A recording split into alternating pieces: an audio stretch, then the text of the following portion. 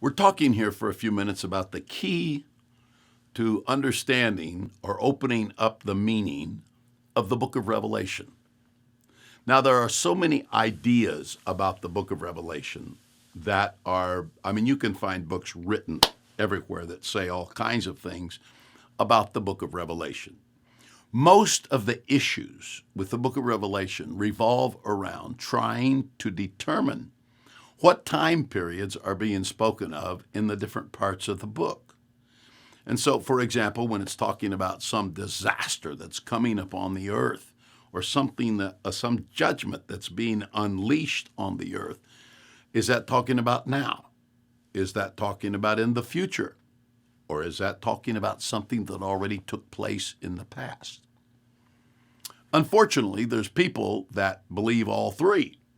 There are people who believe that the book of Revelation and the things that it projected and prophesied have already occurred.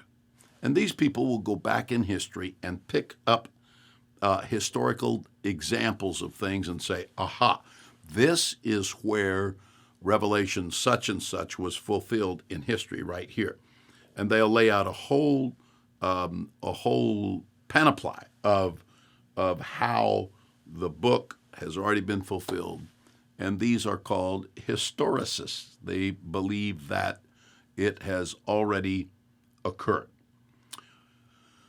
Then there are people that believe that right now there are things that are occurring that are fulfilling the book of Revelation. Any part of the book of Revelation may be fulfilled right now.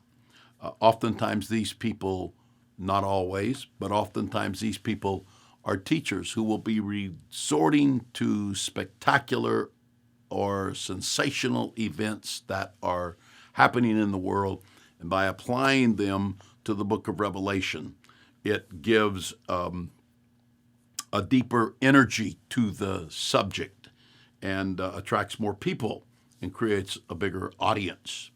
And sometimes it is interesting. There are things that can be taking place in the world presently that indeed do look somewhat like maybe what the book of Revelation is talking about.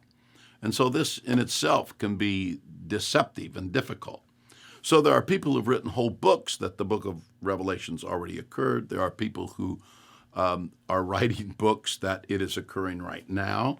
And then, of course, there are those that says, no, the things in the book of Revelation are in the future.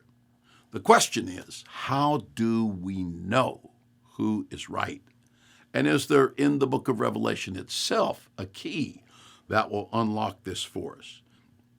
First of all, I think everyone would agree that the book of Revelation can basically be divided into three parts. I mean, there's a lot of ways to divide it, but in the context of what we're talking about here, it can be divided into three parts. The first part is found in the first chapter, and it is John receiving a revelation of Jesus Christ himself. In fact, the name of the book is The Revelation of Jesus Christ. And when we talk about the revelation of Jesus Christ, we're talking about the apocalypse, the end time apocalypse or apocalyptic, the end time revelation of Jesus Christ. What he looks like now is what you see revealed in the first chapter of the book of Revelation. And in that first chapter and in that first section of the book of Revelation, you find John's conversation with Jesus Christ and the directions, the instructions that Jesus is giving him about this book. You find the description of Jesus Christ. The second part of the book is found in chapters 2 and 3, and that is messages that God gives to John for the 7 churches of Asia Minor. Now, in another little brief lecture, we will deal with the 7 churches of Asia Minor, so we won't take time to do that right here. But he gives him a message for each of the messengers, of the pastors, of the leaders of those 7 churches in Asia Minor. And the accounts of that are found in Revelation chapter 2 and Revelation chapter 3. And then the third part of the book starts in chapter 4, verse 1, and continues on to chapter 19. Maybe we should say there's 4 parts. So let's say from chapter 4 through chapter 19 are things that are in a different dimension than what is found in the first 3 chapters. And then chapter 20, 21, 22 gives us the new heavens, the new earth. It gives us the end of the earth order as we have it, and it describes what it's going to be to come. So let's say there's 4 sections. Like I said, you can divide this a number of ways. So what made me do that? Well, the thing that made me do that is in Revelation chapter 1 and verse 19, John himself gives us the key to the book of Revelation. And this is what he says: write the things which thou hast seen, and the things which are. Okay, first, write the things which thou hast seen. That's things that John just got through seeing. And he writes that. And then he says, this is the instructions of Jesus. He says, and then write the things which are. And the things which are the 7 churches of Asia Minor. While John is there receiving this, the things that are at that present time are the 7 churches of Asia Minor. And then he tells him, last of all, to write the things which shall be hereafter. And so John, starting in chapter 4 and verse 1, writes the things which shall be hereafter. So you have here not a Wilson interpretation, not a Wilson University interpretation, not a evangelical, not some personal explanation from any of these sources.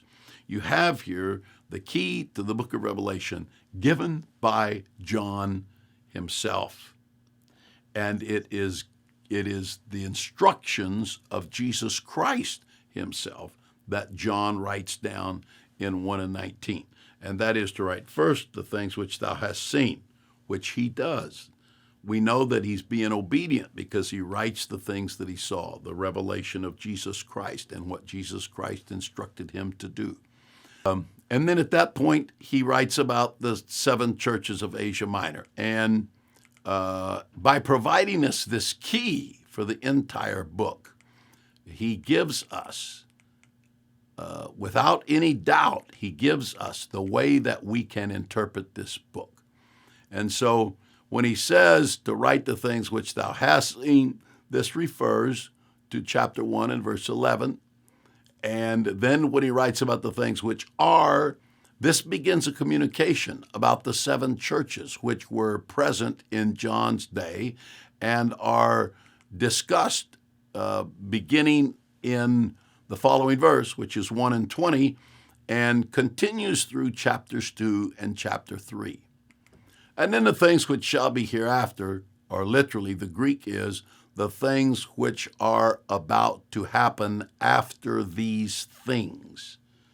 That's a better Greek translation of the things which shall be hereafter. Let me say that again. The things which are about to happen after these things.